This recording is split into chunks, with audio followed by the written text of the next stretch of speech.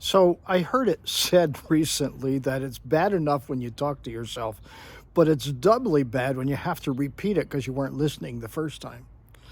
Think about that one for a while. Yesterday I did a thing on trusting God. And I thought about that, and I've had some discussions about it. And, one of the issues with that statement is what defines God, and who and how do you define him?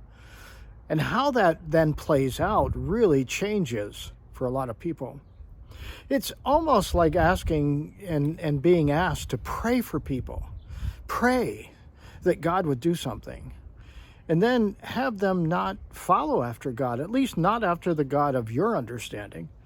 And that's, you see, the problem is the God of our understanding is different. All of us might have a different thought as to who God is. If you go to one group, God is this, and you go to another, and God is something else. They say that all roads lead to God, but I don't know if that's true. In fact, Scripture doesn't say it. In fact, Scripture says there are roads that lead to destruction and death and peril. So how do you know? I personally find that I follow after the God of the Scriptures.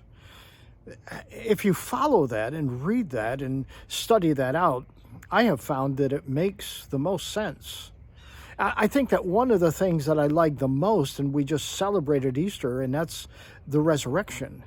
The fact that God provided a way for a relationship with mankind rather than us trying to find a way to be good enough for God.